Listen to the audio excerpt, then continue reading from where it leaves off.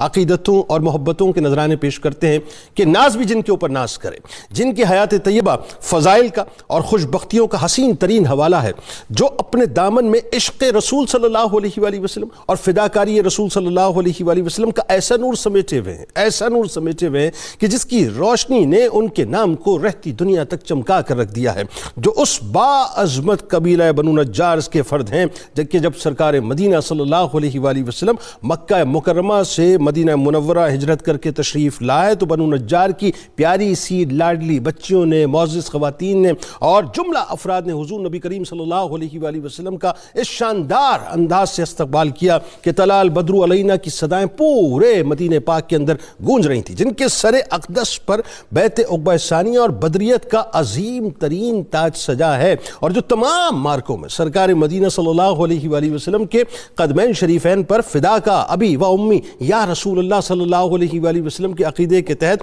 اپنا سب کچھ نچھاور کرنے کو تیار رہتے تھے، جو مواخات کے موقع پر امین الامت سیدنا ابو عبیدہ بن جراح رضی اللہ تعالیٰ عنہ کے بھائی بنائے گئے۔ اللہ تعالیٰ نے سیدنا ابو طلحہ انصاری رضی اللہ تعالیٰ عنہ کو خاص اوصاف اور کمالات سے نوازا تھا، بہترین تیر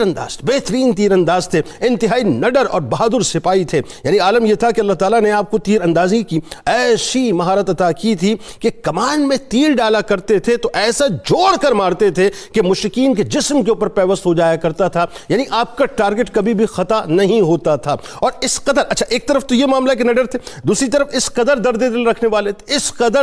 رکھنے والے تھے کہ شدید بھوک کے باوجود اپنا اور اپنے گھر والوں کے منہ کا نوالا مہمانوں کو پیش کر دیا کرتے تھے، اور ایسا پیش ہوتا تھا صاحب کہ وہ قبولیت کی جو سند ہے وہ عرش سے ملا کرتی تھی۔ اللہ تعالیٰ نے آپ کو بلند اور بھاری بھرکم آواز اور روبدار آواز سے بھی نوازا تھا، یعنی ایک تو شخصیت بڑی جاذب نظر تھی، اور کمال یہ تھا کہ لشکر میں جب حضرت ابو طلحہ انصاری رضی اللہ تعالیٰ عنہ کی آواز گونجتی تو 100 آوازوں کے اوپر بھاری ہوا کرتی تھی۔ یعنی میں آپ کو ایک بات بتلاؤں کہ آواز کے روب کا عالم یہ تھا کہ رسول کریم صلی اللہ علیہ وآلہ وسلم غزوات کے دوران انہی کی آواز کے ذریعے سے دشمنوں پر باقاعدہ روب طاری کرنے کے لیے حضرت ابو طلحہ انصاری رضی اللہ تعالیٰ عنہ کو کھڑا کیا کرتے تھے۔ اچھا، پھر ایک اور بات آپ کو بتلاؤں جو بڑی لطیف بات ہے کہ غزوہ احد میں آپ رضی اللہ تعالیٰ عنہ کی جانثاری بیان کرنے سے باہر ہے صاحب، یعنی بیان سے باہر ہے۔ فداکاری کا یہ عالم تھا اور جنون کی یہ کیفیت تھی کہ دشمنوں کے تیروں اور تلواروں کے سامنے حضور نبی کریم صلی اللہ علیہ وآلہ وسلم کی محافظت میں اپنے آپ کو ڈھال بنائے رکھا، باقاعدہ ڈھال بنائے رکھا، یعنی شیلڈ کی صورت میں کھڑے ہو گئے تھے،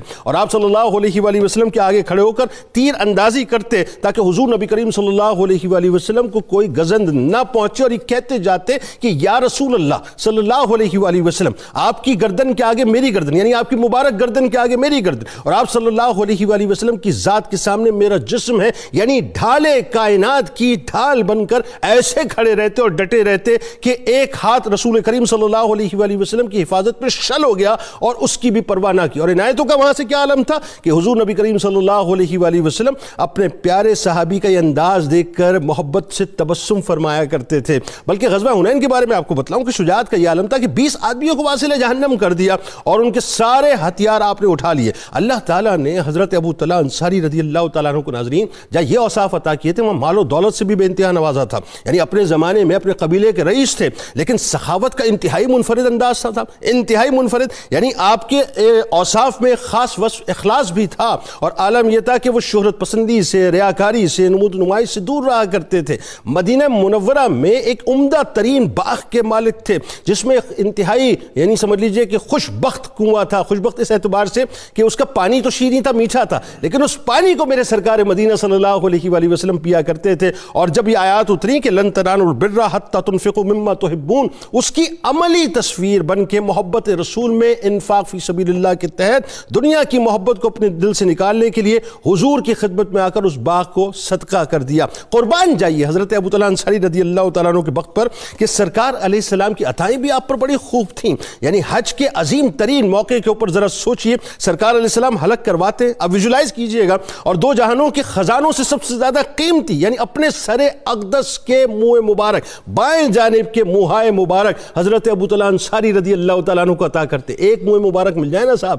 تو دنیا ہیچ ہے ہمارے نزدیک، ہیچ ہے دنیا کے سارے خزانے، منہائے مبارک آپ کو عطا فرمائے۔ اور ایک اور شرف آپ کو بتلاؤں آخر میں کہ آپ رضی اللہ تعالیٰ عنہ کی ہستی وہ ہستی ہے، یعنی ایسا انوکھا اور شاندار اعجاز آپ کو ملا کہ جو اس کائنات کائنات میں کسی اور صحابی کو نہیں ملا کہ جس وقت تربت اتھر بنانے کی بات آئی، یعنی جس روضہ انور پر جن و انس و ملائکہ حاضری دینے کو انتہائی شرف محسوس کرتے ہیں، اس تربت رسول صلی اللہ علیہ وآلہ وسلم کی تیاری کا شرف آپ جانتے ہیں کس کو ملا؟ جناب ابو طلحہ انصاری رضی اللہ تعالی عنہ کو ملا کہ